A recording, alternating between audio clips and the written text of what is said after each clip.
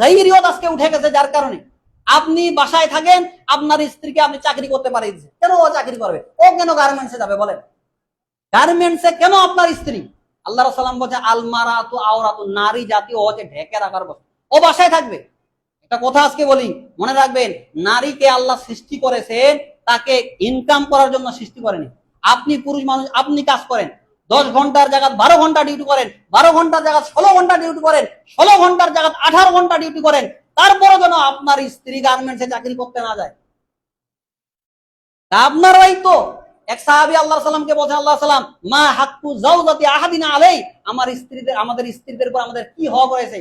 আল্লাহ সাল্লাম বলেন, আনতুতি মাহাইজা তাইমতা ওয়া তাকসুহাইজা কাসাইতা ওয়ালা তাদরিবুল ওয়াজা ওয়ালা তুকাব্বে ওয়ালা তাহজুর ইল্লা ফিল বাইত। আল্লাহ সাল্লাম বলেন, তুমি যে মানের খাবে তোমার স্ত্রীকে খাওয়াবে, তুমি যে মানের পড়বে তোমার স্ত্রীকে পড়াবে, তোমার স্ত্রীকে কখনো কটু কথা বলবে না, তার মুখের উপরে মারবা না। তাহলে খাওয়ার দায়িত্ব কার? আপনি পুরুষ মানুষ, আপনি যেইভাবে পারেন ইনকাম করতে পারেন না, ভিক্ষা করে তারপর আপনার স্ত্রীকে খাওয়ান, আপনার সন্তানকে খাওয়ান। তারপরও আপনার স্ত্রী গার্মেন্টসে যাবে না, তারপরও আপনার স্ত্রী পুলিশের চাকরি করতে যাবে না। ও বাড়ির জিনিস, ও সন্তান লালন পালন করবে। ওকে আল্লাহ সুবহানাহু ওয়া তাআলা তৈরি করেছেন ওই কারণে।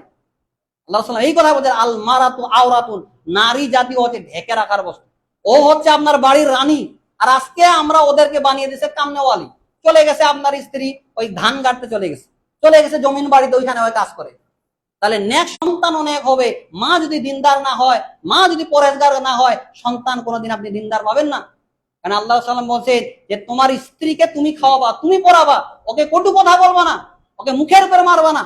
আর আজকে দেখেন অনেক পশু নামের চরিত্র পুরুষ মানুষেরা স্ত্রীর গলা টিপে ধরে কিছুদিন আগে মেরে দিয়েছে। আজকে বর্তমানে একটু সময় নিচ্ছে, দেখেন ক্যাসিনো, এই যে জুয়াটা এত বেশি হয়ে গেছে, এরা মাতাল হয়ে গেছে, খেলতে দেয় না, স্ত্রীর গলা টিপে ওইখানে মেরে দিয়েছে। তাহলে আজকে কত মানুষের, মুসলিমদের চরিত্র আজকে কত খারাপ হয়েছে চিন্তা করতে পারেন? কতটা হীন চরিত্রের হয়ে গেছে, মুসলিমদের কতটা অধপতন হয়ে গেছে। এখানে আল্লাহ রাসূল বলেছেন যে তোমরা স্ত্রীদেরকে পিটাবে না, মারবে না, অনর্থক। চিন্তা করেছেন? আর আজকে গলা টিপে মেরে দিচ্ছে। ওই সন্তানটাকে কি জবাব দিবে যে ক্যাসিনো খেলতে দেয়নি তোমার মা, যার কারণে গলা টিপে মেরে দিয়েছিলাম? কত বড় হবে একদিন, হবে না? হবে, হবেই।